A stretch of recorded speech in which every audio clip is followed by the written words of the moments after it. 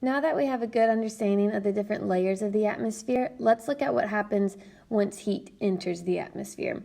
So when we're looking at heat, we're simply looking at energy. And you'll notice that I have up here a capital E. This is my abbreviation for energy. So if you ever see in my notes that I have a word and then in parentheses next to it I have all caps, a couple letters, that's my abbreviation for it, so that way I could take notes faster or you could write down notes faster as well. So if you would like to adopt that, you by all means may do that. So heat is energy. We have heat transfer because there's a direct difference in temperature. If you touch your desk, okay, the desk may feel cold to you or may feel hot to you. But you're going to have a transfer of energy because the desk and your hand are going to be two different temperatures. When we're looking at temperatures, we're simply looking at the amount of heat that is there. So if something is really, really hot, obviously that means there is more heat, which you could also say that object has more energy. And if something is really cold, there's less heat, or you could even say that object has less energy. So heat is just energy. That's another way to look at it, especially when you get to chemistry. You're going to look at that a lot. And think about it. What is our main heat source for the earth? Our main heat source is the sun.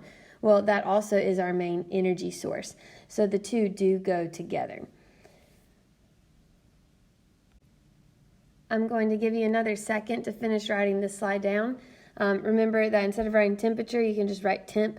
Any type of abbreviation like that to make you write notes faster. So just one more second. So moving right along, let's look at types of heat transfer. Well, before we do that, think, pair, share. If you put your hand in a bucket of ice, does the heat from your hand go to the ice, or does the coldness from the ice go to your hand? You can only pick one. Okay, if you said that the heat from your hand goes into the ice, then you are correct. Heat transfer happens from hot to cold objects. So make sure you do write down that bottom bullet. So again, if you touch your desk, if the desk is feeling cold to you, that is because the desk is warmer than what your hand is, and it's taking the heat out of your hand. So if you put your hand on the desk, I think I said that backwards. The desk is colder than what your hand is, and so therefore it's taking the heat out of your hand. So anytime you touch something and it feels cold, that feeling that you're feeling within your hand is the heat literally leaving your hand. It's stealing some of that heat from you. That heat transfer is occurring. So heat always goes from hot to cold. You could almost think of it as there's no such thing as like really something being cold. It is simply the absence of heat. Anytime something is cold, that's because it is lacking heat. So we are simply measuring in temperature how much heat there is. Is there a lot of heat, or is there pretty much no heat there? But that is what we are measuring. So heat goes from hot to cold. Now we're going to look at a few ways that this heat transfer actually occurs. So there are a couple of demos that I usually do, but I'm not able to do that with you since I'm not there. So I'm going to show you some videos of some cool demos too.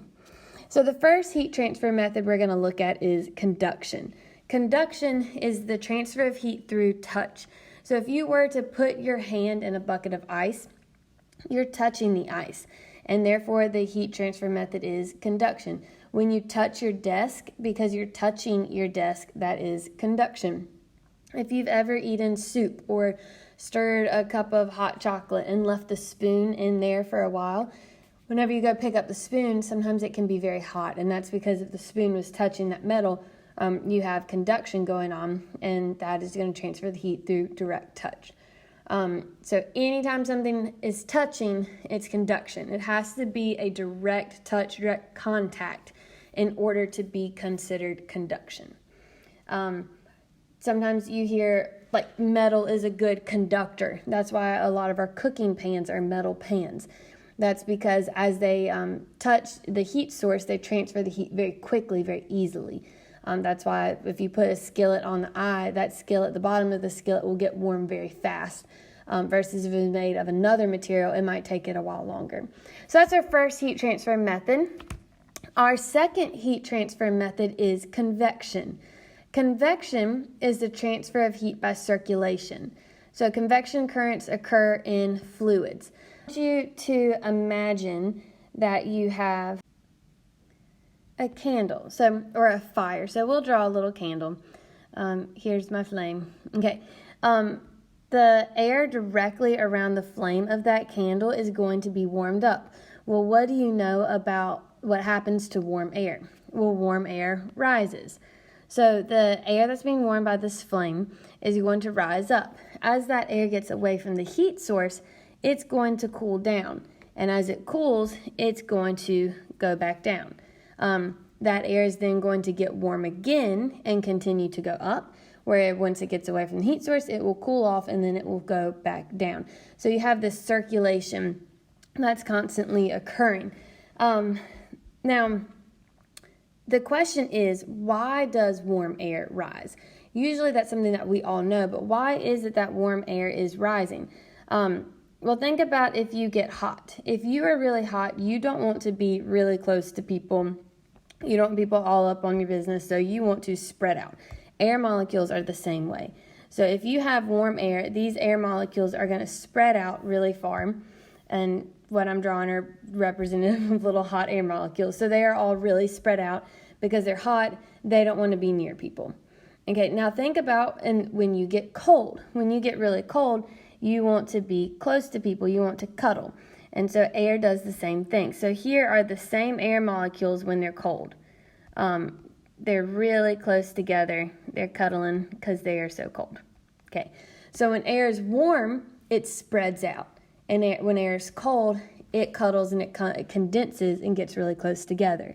Well, the reason the warm air that has spread out is going to rise is because when it's spread out, it's less dense. Remember when we talked about density? It's how much stuff is in a unit of space. So if I take a unit of space of these two air samples, let's say it's about this size, there's only like one little warm air molecule. If I do a same size sample of the cold air, there's a lot more stuff within it. So because all the molecules are so close, there's more stuff, more gas within a smaller area of space. So that air is very dense, and therefore that air sinks. This air, there's less stuff in a particular area of space, and so it's less dense, so that air will rise. And that is a very, very important concept to understand to know convection. And as we continue with weather, that's something that you have got to know. Warm air expands, cold air condenses. And in fact, if I were you, I would write that down. Even though this is not on the slide, write down that warm air expands, cold air condenses. Meaning warm air gets further apart, making it less dense. Therefore, it rises, while cold air comes together, making it more dense, and therefore it sinks. So let's make sure we all get that written down. So I'll attempt to write it with this pen thing. So warm air expands equals less dense, so it rises, okay? Warm air expands, making it less dense, so it rises. Cold air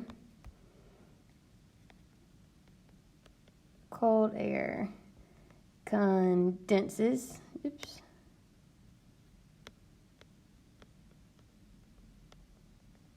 equals more dense, and it sinks. Okay.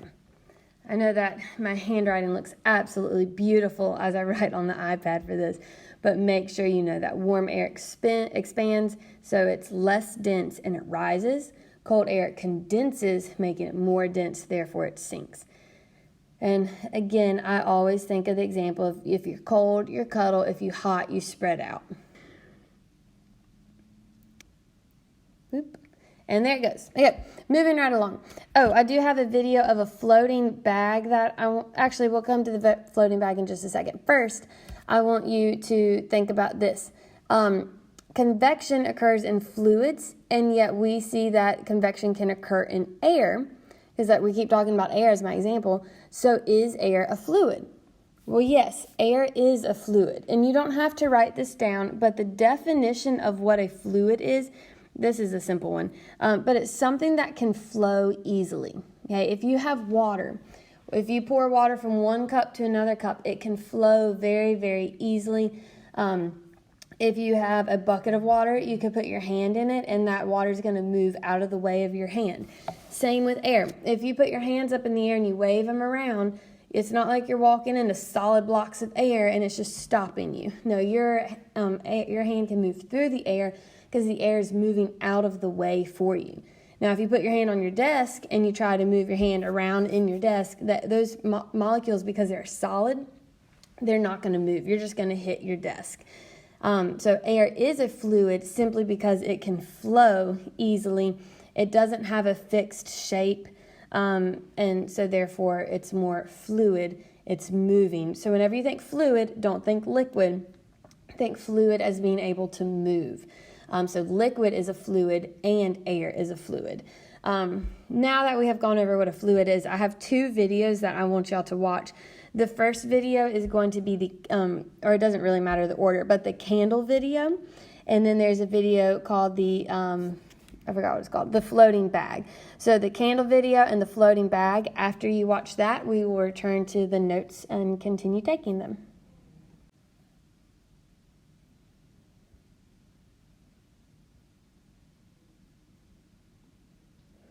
Okay, so in the floating bag video, you saw him put the bag over the hot plate, and because that air got hot, it was less dense, and so it rose, and the bag was over some of that air, so you could watch it rise, and then as soon as it got away from that heat source, as the air cooled, it came right back down.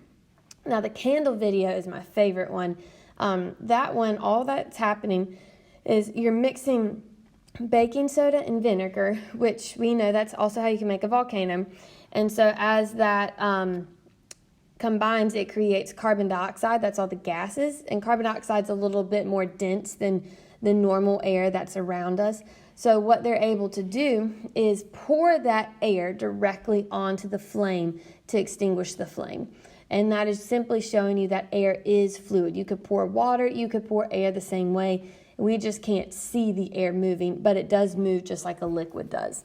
When you get home, feel free to try that candle video one. It took me a couple tries to actually get it to work, but it is really cool once you do have it, and you can, impress your friends or family. So moving right along, radiation is our last heat transfer method. With radiation, you have transfer through electromagnetic waves. Everybody say electromagnetic. Okay, and I hope y'all actually said that, otherwise I'm going to feel kind of stupid. But electromagnetic waves that's the important word to remember for this, but you're going to have that basically from like sources of fire is really when you see it. So the sun has a lot of electromagnetic waves, and fire has electromagnetic waves as well, and so that is how that energy is transferred. So we do not get our energy through conduction from the sun, because that would mean that the sun was directly touching the earth. And if that happened, that would be very, very, very bad. Instead, we have the energy from the sun transferring to us through electromagnetic waves. Now, as that sunlight enters into the atmosphere and it heats the air through electromagnetic waves, it can then cause some convection to occur. So it can cause both, but it first enters through electromagnetic radiation, or just radiation, you could say, and then we can get some convection. And then as that air is actually touching the ground, that's going to transfer it through conduction. So that's how we can see all 3 transfer methods once the sun's energy reaches the atmosphere. So moving along, we have a couple more videos. So we already watched the floating bag. The magic ice and the drum crush is going to be in the more video. Those 3 are all conduction. So we're going to watch that, and then when you're done, we'll resume the video to continue.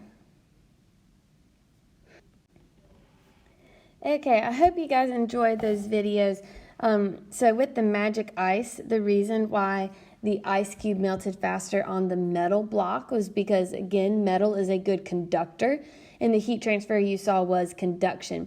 it melted much slower on the wooden block because wood is a poor conductor, and so it doesn't transfer that heat. It's not going to heat's not going to move as well from the block into the ice cube as it did when it was the metal one.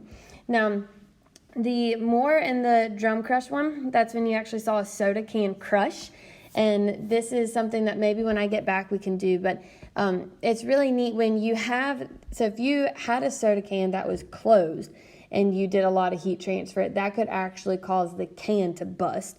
But because you are just working with one that's open, it's just showing you the movement of the air. So first you heat up the can, and when you heat up the can, it's causing the air within the can to get really, really hot.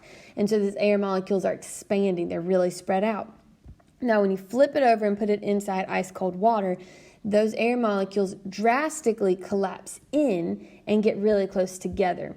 Because they come in so quickly, that causes the actual can to crush. Now, I want you to think about something that occurs within weather that causes the air around you to get hot in a split second, and then it cools off immediately. In case you aren't thinking of the same along the same lines I'm thinking of lightning. So when you have a thunderstorm and you have a bolt of lightning, that makes the air get really, really, really hot very, very quick. It's like 4,000 degrees. And so all that air rapidly expands. Now, as soon as that lightning bolt is gone, that air gets colder, and so it starts to condense and comes inside. And as that air goes out because it's hot and then comes back in, it claps. And that clapping sound that you hear is thunder.